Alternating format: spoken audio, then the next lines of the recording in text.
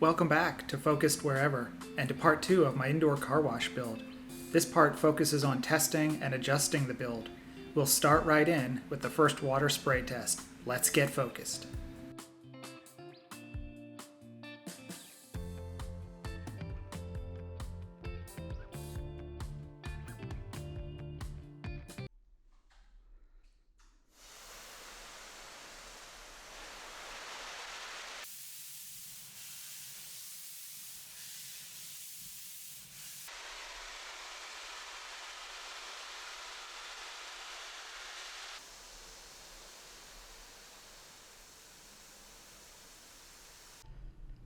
So one of my concerns going into this was how much water would hold on the floor.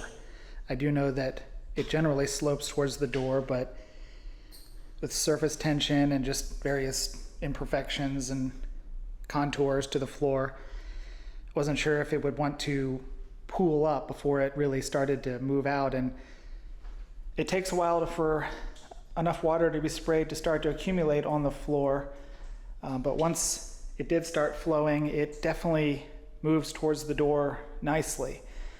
This is after several minutes of spraying, and really up here towards the front, there's virtually no standing water. There's a tiny bit collecting where the transition to the pavers is, but not a problem at all. So pretty pleased with how the water moves out and the quantity of water that this area can take before it starts to get wet. So good success on the first test in terms of inside. Now the one thing I am noticing is that the hose puts off quite a bit of mist, and that may be a reason that I decide to lower the top down with the zip ties after all. I'm gonna leave it like this initially because normally I wouldn't be spraying the hose for such a sustained period of time as I was during this initial test. So hopefully the vapor or the mist doesn't get out of control, but it's something I'm gonna keep an eye on and possibly make an adjustment down the road. But the inner portion seems to be performing quite well. So now I'm gonna step outside and see if any water managed to escape. A quick tour of the outside shows good results as well. Of course, we don't want to see any water escaped beyond this barrier here, and it's looking pretty good.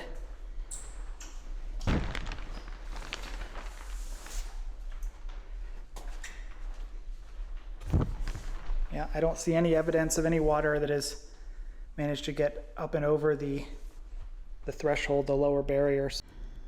And last but equally as important is what's the water doing once it hits the pavers, once it's outside. Is it coming back into the garage or is it going down the driveway? And this appears to be a pretty good result here. Outside the perimeter, the lower barrier, the pavers are dry. It's moving away from the garage, the concrete to paver transition quite well. Over here as well, good result, no water running along or underneath this seam or otherwise finding its way back across the pavers to get into where I don't want it. So pretty good result on the movement of water away from the garage. I'm gonna step outside. So just before coming out for this clip, I sprayed quite a bit of water, several minutes of water across the entire exit range here, and the results here are good as well. No signs of the water trying to back up around into that corner. It's escaping across the entire surface, and then right here is where it would align with the other lower barrier on the left side. No evidence of water trying to back up outside the perimeter. Second to last construction update. For this one, I've completed the garage door open configuration. On this left side panel with it all the way up to the ceiling, it would interfere with the opening of the garage door, so I have reconfigured it to attach lower to the garage door. It's actually using Velcro squares attached a couple different places out here, and then where it extends beyond the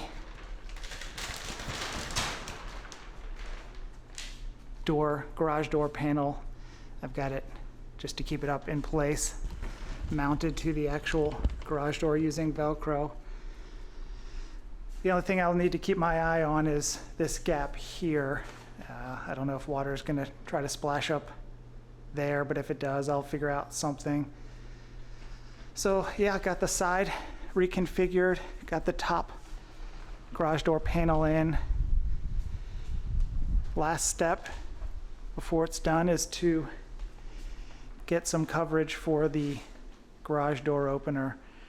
So I'll do that, and the last clip for the build will show that and a number of other changes I've made as I've gone through and fine-tuned things a bit.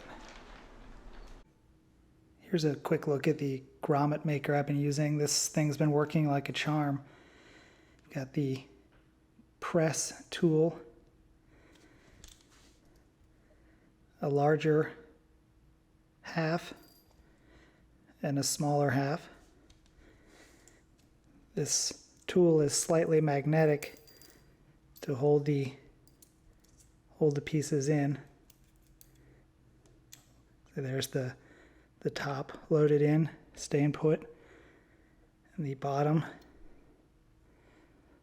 So those two are in place and ready to go.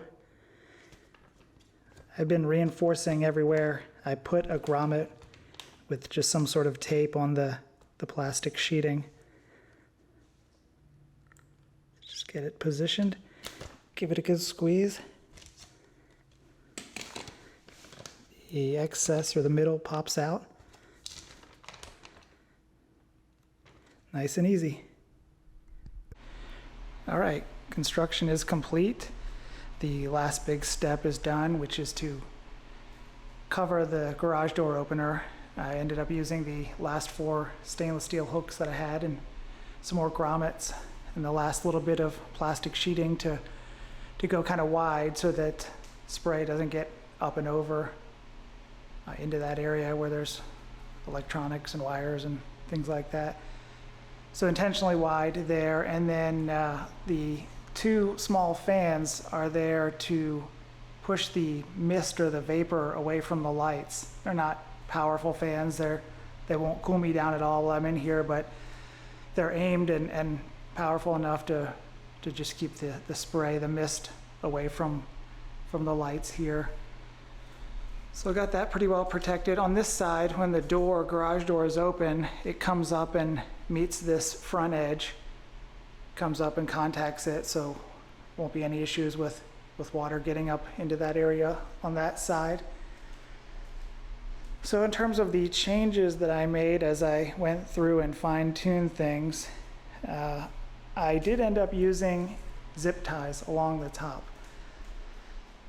It just was way too stuffy in here, and like I said, the mist just would hang in the air, so wanted to just give a little more opportunity for air to move around and move out. So I used the zip ties. I got the top edge of the sheeting about 5 inches down all the way around. The other change I made then, of course, by lowering it, I had a little more to trim off the bottom, is I redid this entire bottom edge all the way around. A couple changes there. Instead of cutting the bottom edge where it was still up on the black tape or on that curb, I let it come down onto the floor a little bit. The reason I did that is because when I was doing my test spray before, I noticed that water wanted to get underneath there and cling, almost creating another barrier with the surface tension between the plastic sheeting and the floor, water getting in there. And so by having out on the floor just an inch or so, my hope is that that will actually do the same, cling to the floor, and maybe keep the water from getting up around that Velcro so much, not having that soaked all the time. We'll see how that goes, but it certainly doesn't hurt to have it a little bit longer out onto the floor, and again, get the water moving away from the curbs and out towards the garage door. Another change here is while the Velcro backing that's on the rubber curb, the threshold is the same, when I cut this and had to put new Velcro on, I went with a lighter, less aggressive, less grippy Velcro. Before I had the heavy duty on both sides, now I only have the heavy duty on the curbing and just a lighter Velcro, the white squares on the sheeting. I was running into trouble as I would lift it up of the Velcro being stronger than the adhesive, just how much it can grip to the sort of rubberized and tape that it needs to attach to. So having it this way just makes those pop off, the Velcro pop off without pulling anything either off the sheeting or off the curbing. When I recut this bottom edge, I did a much better job. I got myself a nice utility knife, sharp blade, and by having it flat against the floor and being able to pull it tight, it's still freehand and still curves around a little bit, but far better than the jagged cuts I had before. So pretty big improvement on just how clean the cuts are for that bottom edge. And the last thing here is, this is what the door coverage looks like when it's down. It uses the same attachment points on the bottom of the door, same attachment points at the top of the door. I tried to do that as much as possible in various places for the garage door down and garage door up configurations.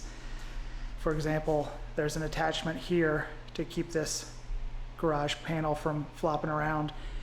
And when the garage door is up, it'll go right on that square there and just protect the track here a little bit. So as much as I could, I tried to reuse mounting points, or you'll see a few random squares here. Those get used only when the garage door is up, and this panel actually is stuck hanging from the garage door panel. So everything came together pretty well. Nice and complete coverage there, but not to the extent that it's interfering with water going out. So I think that's going to do it for the construction here. Now it's time to get a car in here and see how it goes. Sometimes the car wash process will involve setting up and taking down the plastic sheeting. Again, the lower perimeter is semi-permanent with all the sealant and tape attached to it, but these were designed to be relatively easily put up and taken down and stored away. On the floor here, they look like they take up a lot of space, but when I pack them down a little bit into actually 2, possibly even 1 lawn size garbage bags, they compress down to where they're not a problem in terms of storing. I may be able to fit them in just 1 trash bag, and I just throw it up on top of the garage refrigerator. So it looks like a lot, but it really doesn't take up that much space to store them when they're down. And in terms of identifying them and getting them put up, I did label each one. There's a total of 5: left panel, center panel, in the back, right panel, the garage door, and covering the garage door opener. So now I'm going to do a quick time lapse and timer to see exactly how long it takes me to put all these 5 in place.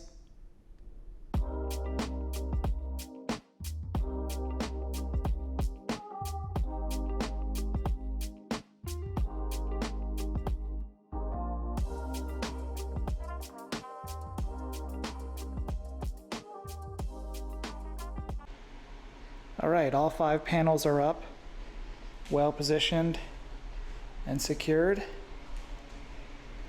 Everything's looking good. Got the cover on the garage door opener up. And the total time, 13 minutes and 14 seconds for 5 panels. There actually is one more piece that I showed earlier that covers the spring. I didn't put that up this time because when I do the car wash, I'm going to have the door open and that spring is blocked by the door, so no need to cover it. But maybe a minute to do that one, so in that case, really between 13 and 14 minutes for either the garage door up or garage door down configuration. So not too bad, pretty easy to do. It's a little bit of up and down the ladder, but if I put the ladder in the right place for a number of these mounting points, I can get 2 or in some cases 3 at a time. So we're ready to go. Get a car in here and do a car wash. For the test run, I'm going to do a touch-free wash, just using the pressure washer and a foam gun. That'll keep the time lapse short. The car won't end up truly clean, but it'll get me all the way around the car and have the most amount of water flowing in the shortest amount of time. That'll give a good idea how this setup's going to work. So let's do it.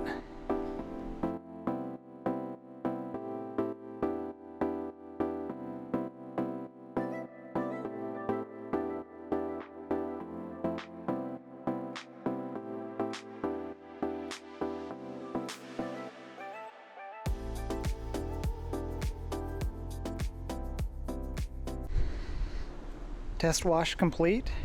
A few observations and checks around the work area. Space is no issue. Now this is a pretty small car, but regardless of the size of the car in here, there's going to be plenty side-to-side space. Front to back might be more of an issue with a larger car, but generally that worked pretty well. In terms of the spray or overspray, the only thing I'll say there is I do feel like I'll need to be a little bit careful where I'm rinsing from underneath something.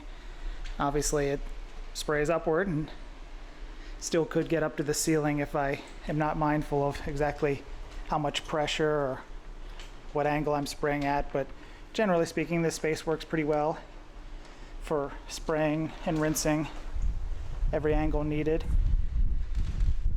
The bottom barrier is doing its job. Everything's looking good there. Not a lot of water accumulating on the floor. It's all going out nicely. One thing you might be able to tell is wind could be an issue. Earlier I had the other garage door open and that was just too much wind passing through and it was pulling things off the lower Velcro. It's still breezy right now. The other garage door is closed and it's not pulling them loose, but it's definitely tugging on them a little bit. Shouldn't be a problem, but at some point I may need to do a little bit of reinforcement on the Velcro. And finally, a look on the outside of the workspace. This is the right side. Outside of the sheeting and the lower barrier. No water. Across the back, same story. It's looking nice and dry. That's going to do it for this video. Overall, I definitely call this a success. More time to work on the car before everything dries out, and a lot more comfortable doing it. The top thing that exceeded my expectations was how well the water moves across the floor and out without pooling up anywhere. The top thing I didn't consider before I started was the wind.